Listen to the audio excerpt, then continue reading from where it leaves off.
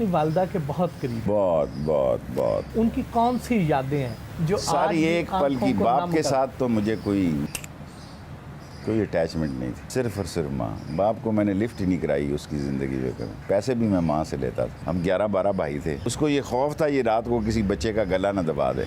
मैं माँ के साथ किसी को देख नहीं सकता था। उसके साथ चाय बनाने उठता था पूरा। सुबह हमारी कश्मीरी चाय फेंटती है, वो मैं फेंटता था। मुझे बेहतर कपड़े लेके देती थी स्कूल जाने के लिए। अगर और बच्चों को पैसे देने के लिए नहीं है तो दुपट्टा सा खोल के मुझे 4 आने या 8 आने दे ही देती थी। आप अपने बहन भाइयों से अक्सर खाइफ रहते हैं। नहीं, वो मुझसे खाइफ रहते हैं, मैं क्यों खाइफ रहूँ? Why should I? मैं एक बहन से तल्लक रखता हूँ, एक राशिद शफीक जो MN है उसके वालिद से। बाकी किसी ने काम कहना हो तो इनको कहते हैं। खूनी रिश्तों में इतनी दूरियां क्यों? दुनिया में हर रिश्ता मफाद का रिश्ता होता है, झूठ बोलते हैं ये लोग, सिवाय माँ के रिश्ते। बाकी सब बिजनेस पॉइंट ऑफ व्यू। आप पाकिस्तानी सियासतदानों को बहुत करीब से जानते हैं। किन सियासतदानों ने आप पर मनफी या मुस्बत असर छोड़ा? मेरा ख्याल है तकरीर का ढंग मैंने शोरश से लिया। मेरा स्टाइल भी शोरश कश्मीरी का है, क्योंकि उनके साथ मैं जलसों में जाता था, वो मुझे 5 मिनट दे देते थे पहले बोलने के। बहुत बड़ा मजमा होता था, इससे मेरा हौसला बढ़ गया, बचपन में ही बढ़ गया। तो हर एक आदमी को ऑब्जर्व करता हूँ खामोशी के साथ। गो चौधरी ज़ोरलाई ने कई जगहों पे पार्टीबाजी नहीं की, लेकिन मैं पार्टीबाज सियासतदान था। मुशर्रफ साहब से क्या सीखा? मुशर्रफ के साथ तो बड़ी पक्की सिगार की यारी थी, क्योंकि मुशर्रफ की बीवी उसको सिगार पीने से रोकती थी, फिर वो रात को मुझे जाके चोरी का सिगार पिलाना पड़ता था। तो रात को, हालांकि कई अदारे जो हैं ये मुझे कहते थे don't be state with in state. अगर सुबह मुशर्रफ कोई फैसला करता था वो कहते थे शेख रशीद ने इसका दिमाग बना। मैं कहा मैं तो सूटा लगाने जाता हूँ। उसके पास देखें जी ब्लैक चर्चिल सिगार आता था। कोई सोच सकता है ब्लैक चर्चिल कॉस्ट्रो उसको बेचता था 100 में से 90 तो मैं ही पी जाता था। भुट्टो साहब की कौन सी बात पसंद है? भुट्टो मुझे कौमी बदमाश कहता था। उसने जब शिकायत हुई तो उसने लिखा कि या इसको ख़रीदो या इसको ख़त्म कर दो। मैंने उसका जलसा पलट दिया था अकेला, एक चाकू के साथ। उस दिन मैं लीडर बन गया। इमरान खान की किस बात से इंस्पायर है? सिर्फ ऑनेस्ट आदमी है। ऑनेस्टी बहुत बड़ा हथियार है, जिद्दोजहद करता रहता है। और सिर्फ इमरान खान से मैंने एक ही सबक सीखा है कि हारता वो है जो हार मानता है। बाकी मैं पहले ही ट्रेंड था। आप कहा करते थे कि सियासत से रिटायर होने से पहले मैं इमरान खान का दौरे हुकूमत देखना चाहता हूँ। आगे क्या इरादे हैं? तो मेरा एक लाल नाला लही रह गया है। ML1 तो हो गया है, अब इसकी शुरुआत हो जाए 45 दिन 2 महीने में। बस मैं थक गया हूँ, मैं अब रिटायर ही होना चाहता हूँ। ऐसे ही मुझे घसीटते हैं बार बार। हर इलेक्शन के नज़दीक कहते हैं अब हरा दूंगा, फिर मैं कहता हूँ अब तो बुरी बात है अगर मैं भाग गया तो ये कहेंगे मैं भाग गया हूँ, वरना मुझे खुला छोड़ दें तो मैं फारिग हूँ। इमरान खान आपसे सियासत में बहुत जूनियर है और शुरू में आपकी इनसे बनती भी नहीं थी। फिर वो कौन से अवामिल थे जिसने आपको उनसे इतना करीब कर दिया?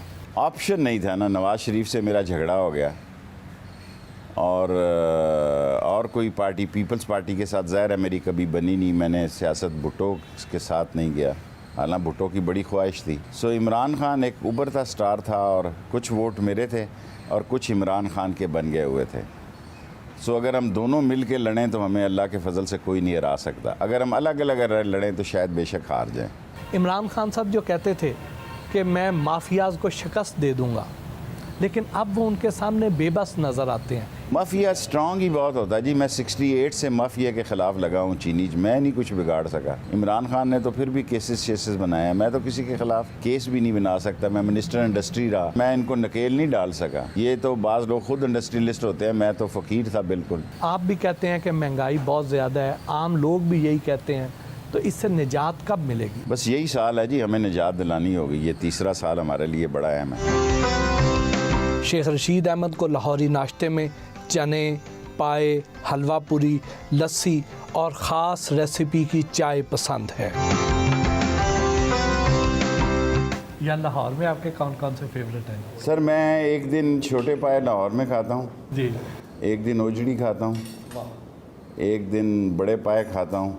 कराची में एक दिन, यार 2 दिन मैं लाहौर रहता हूँ, एक दिन कराची रहता हूँ, 5 दिन मैं पिंडी रहता हूँ। पिंडी में ओजड़ी खाता हूँ और चने खाता हूँ। छोटे पाए लाहौर खाता हूँ। लाहौर में किसके पाए पसंद है? जिसके भी हैं, छोड़ो शोहरत हासिल कर जाएगा, क्या फ़ायदा, लोग ना ही खाएं तो अच्छा है।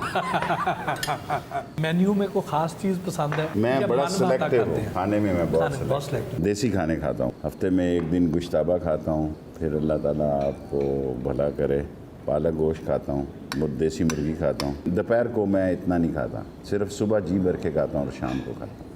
ये इतना जो आपका लाल सुर्ख रंग है, ये कश्मीरी हूँ ना इसलिए।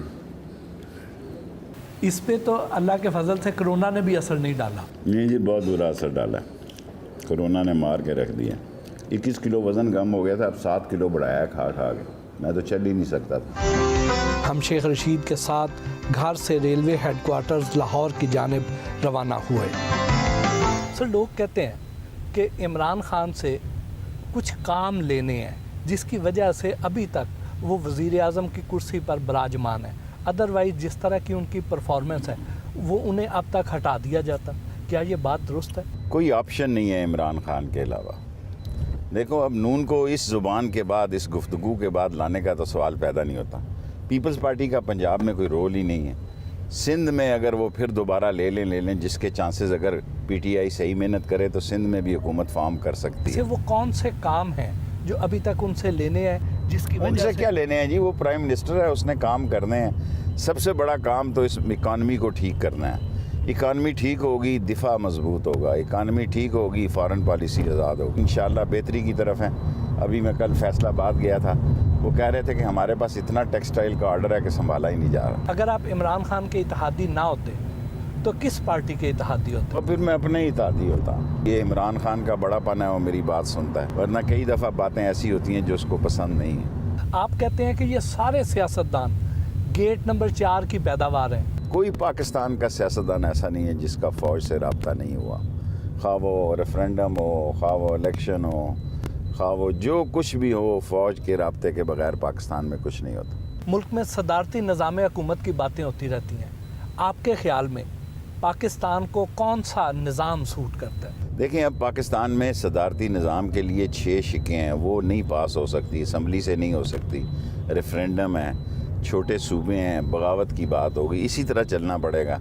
इसी तरह कोई हुकूमत आएगी तो बाज़ शिकों को बेहतर कर लेगी। मैं नहीं समझता कि सदारती निज़ाम का पास कराना असम्बली से इतना आसान काम होगा। नवाज शरीफ की सबसे बड़ी गलती क्या थी? एक तो ये है कि वो करप्शन का आलाकार रहा। दूसरा ये है कि उसने उसामा के साथ, उसामा से भी पैसे लिए। तीसरा ये है उसने अजमल कसाब के घर का एड्रेस दिया।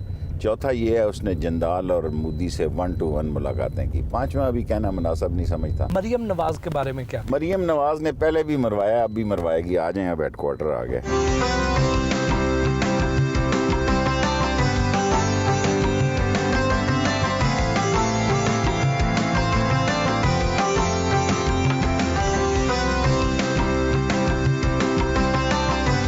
शेख रशीद रोज़मर्रा दफ्तरी उमूर का आगाज़ कलाम पाक की तलावत से करते हैं।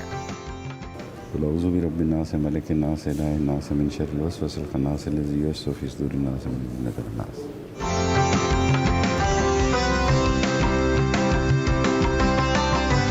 रेलवे हेडक्वार्टर के आला अफसरान के साथ हफ्तावार मीटिंग की।